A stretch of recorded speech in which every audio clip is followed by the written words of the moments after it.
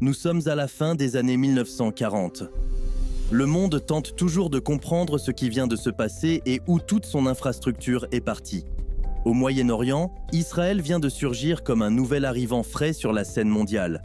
Mais avec des voisins qui n'organisaient pas exactement une fête de bienvenue, Israël a réalisé qu'il avait besoin d'un ange gardien.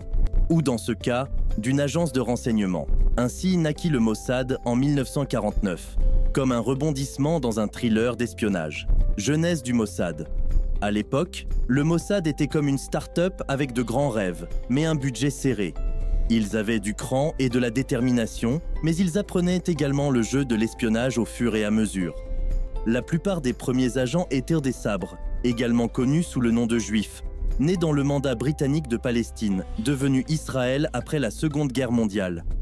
Ils ont été choisis en raison de leur connaissance des cultures locales et du mode de vie. Ils ont pu se fondre parfaitement et se couvrir profondément sans jamais se faire remarquer. C'était quelque chose que les Juifs fuyant l'Europe après la fin de l'Holocauste étaient tout simplement incapables de faire. Au début, le Mossad n'avait pas beaucoup d'argent ni d'outils sophistiqués. Ils étaient comme des débutants apprenant à être des espions. Pourtant, grâce à leur dévouement et au recrutement de personnes aux compétences diverses, l'agence a commencé à prendre forme. Son objectif initial était la contre-ingérence et la collecte d'informations sur les menaces potentielles. Au fil du temps, les opérations du Mossad se sont étendues en complexité et en portée. Les agents ont osé s'aventurer sur des territoires étrangers et leurs missions sont devenues exponentiellement plus dangereuses. En 1960, leur premier grand succès est survenu. L'agence a réussi à traquer et capturer Adolf Eichmann, un officier SS et l'un des principaux organisateurs de l'Holocauste. Aujourd'hui, les tâches du Mossad incluent bien plus que le simple travail d'espionnage traditionnel.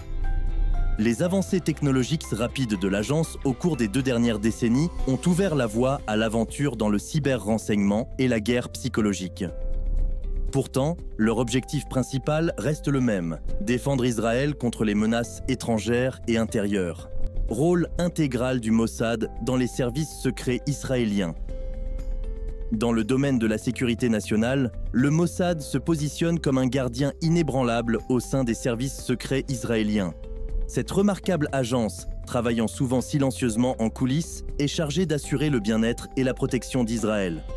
Leur métier consiste à assembler habilement des fragments d'informations provenant de diverses sources pour créer une image globale. Ces renseignements précieux servent de boussole pour les décideurs, leur permettant de prendre des décisions éclairées pour protéger la nation. Le Mossad fonctionne à la manière des personnages des romans d'espionnage. Un groupe de personnes dévouées exécutant des missions complexes avec précision et détermination. Leurs efforts vont des actions secrètes qui se fondent parfaitement dans l'environnement à l'extraction d'informations cruciales des circonstances les plus difficiles. Leur capacité à agir discrètement est la marque de leur efficacité, avec un accent particulier sur la lutte contre le terrorisme. Le Mossad restait à l'avant-garde de la protection d'Israël contre les menaces potentielles. Grâce à une surveillance vigilante et à une intervention stratégique, ils maintiennent un engagement inébranlable pour neutraliser préventivement tout danger éventuel. La sphère d'influence du Mossad s'étend au-delà des domaines traditionnels du renseignement. Ils agissent en tant qu'observateurs diplomatiques, rassemblant méticuleusement des informations sur les développements et les interactions internationaux. Cette connaissance permet à Israël de naviguer astucieusement dans les affaires mondiales. À l'ère numérique, le Mossad exploite le pouvoir de la technologie, servant de sentinelle numérique pour se prémunir contre les menaces cybernétiques. Leur expertise comprend non seulement les appréhensions de terrain, mais s'étend également à la protection des systèmes informatiques vitaux contre les intrusions malveillantes. Un aspect moins visible, mais tout aussi vital de la mission du Mossad, consiste à assurer la sécurité des responsables gouvernementaux. Ils opèrent en tant que protecteurs silencieux, permettant à ces dirigeants d'accomplir leurs fonctions sans distraction ni préoccupation pour leur sécurité. De plus, le Mossad est un élément essentiel de la communauté du renseignement israélien, travaillant main dans la main avec d'autres agences pour relever des défis de sécurité complexes. Cette approche collaborative renforce leur efficacité et souligne leur engagement à préserver la sécurité d'Israël. Bien sûr, Une structure aussi importante et dangereuse ne peut pas fonctionner sans des unités spéciales pour mener à bien ses missions. Dans ses premiers jours, le Mossad dépendait fortement de l'équipement américain pour mener ses opérations. Ils étaient très proches de la CIA et selon certaines sources, la CIA aurait été la première à former des agents du Mossad. Les deux agences ont collaboré à de nombreuses reprises, mais ne sont pas étrangères à l'espionnage quand il s'agit de leurs partenaires. Depuis sa création, le Mossad a parcouru un long chemin en ce qui concerne les professionnels. Aujourd'hui, l'agence de renseignement israélienne emploie plus de 7000 personnes, mais seulement 50 d'entre elles sont des agents secrets. Ces opérations clandestines ont gravé leur place dans l'histoire, gravant des récits d'intrigue, d'audace et de détermination. Le Katsa, dérivé du mot hébreu signifiant furtif, incarne l'apogée du secret et de l'habileté, travaillant sans relâche pour protéger les intérêts de leur nation. Baignés de mystère, les agents du Katsa opèrent dans l'anonymat, leur identité n'étant connue que d'un petit nombre. Leur formation est rigoureuse et polyvalente, englobant un éventail de disciplines telles que l'analyse du renseignement, les tactiques de combat et l'expertise technologique. Ces agents sont l'incarnation de l'adaptabilité, se fondant harmonieusement dans divers environnements et s'infiltrant avec succès dans des réseaux menaçant leur patrie. Les exploits du Katsa sont chuchotés dans les milieux du renseignement, mettant en valeur leur capacité inégalée à extraire des informations cruciales, à contrecarrer les adversaires et à neutraliser les menaces. De la guerre cybernétique aux opérations sur le terrain, leur influence résonne à travers la scène mondiale. Pourtant, c'est leur dévouement inébranlable à la protection de la nation qui les définit réellement. Néanmoins, les agents du Katsa ne se salissent que rarement les mains de sang. Ils sont bien plus précieux, conservant leurs positions en profonde couverture. Pour les executions, une autre unité au sein du Mossad, appelée Kidon. Nichée au sein des échelons secrets du Mossad, l'unité Kidon se présente comme une force redoutable d'opérations secrètes et d'exécution stratégique.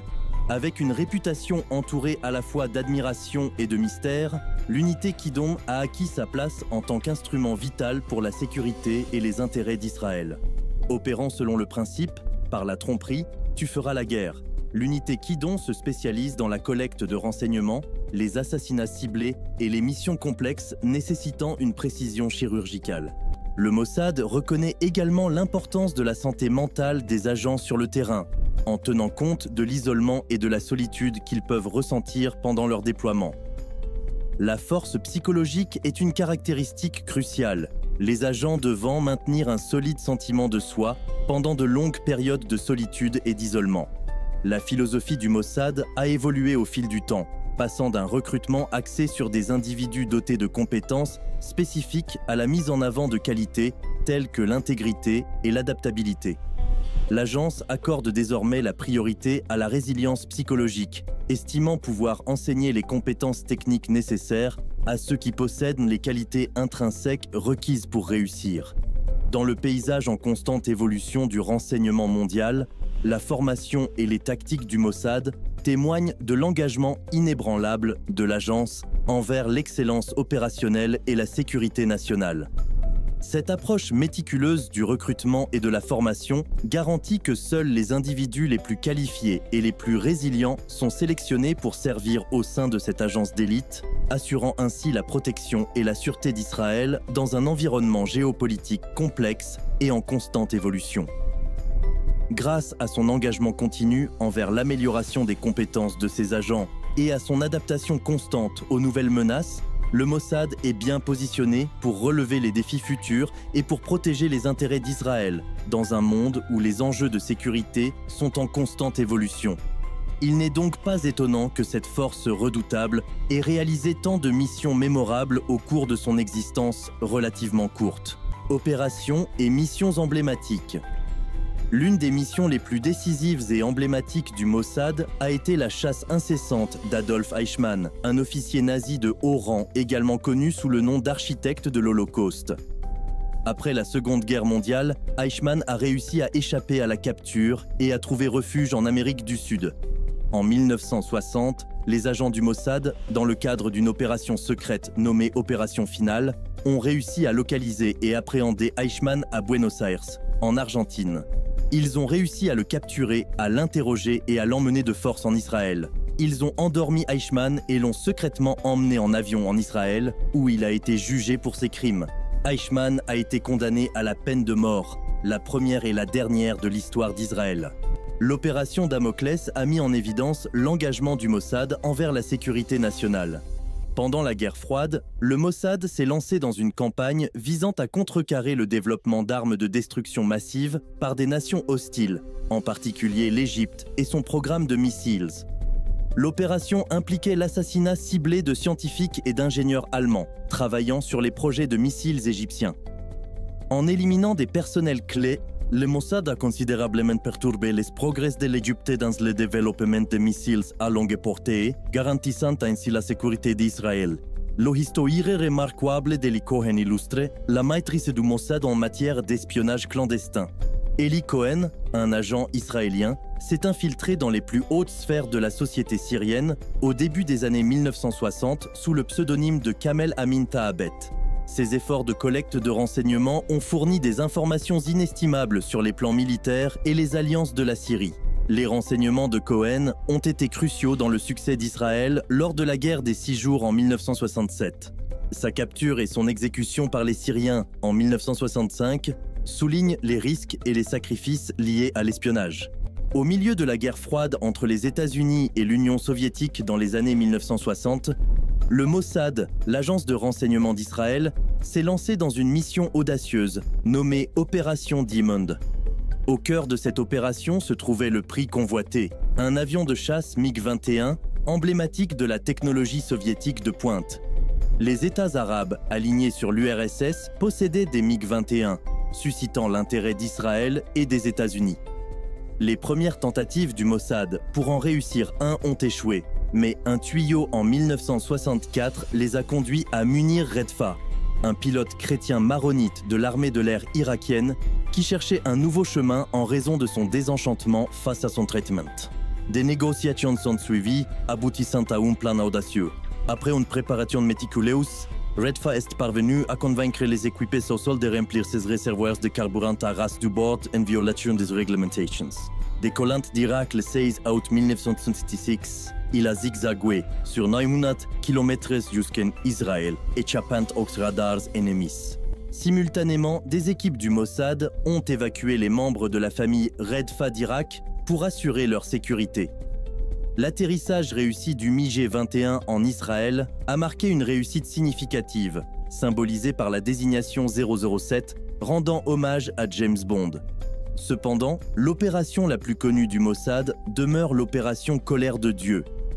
En réponse au massacre des Jeux Olympiques de Munich en 1972 perpétré par des terroristes palestiniens, le Mossad a lancé une campagne pour cibler les responsables de la planification et de l'exécution de l'attaque.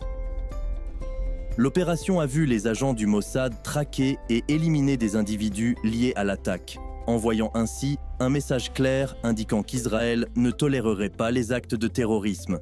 Bien que controversée, cette opération a souligné la détermination du Mossad à protéger les vies israéliennes et à dissuader de nouvelles attaques.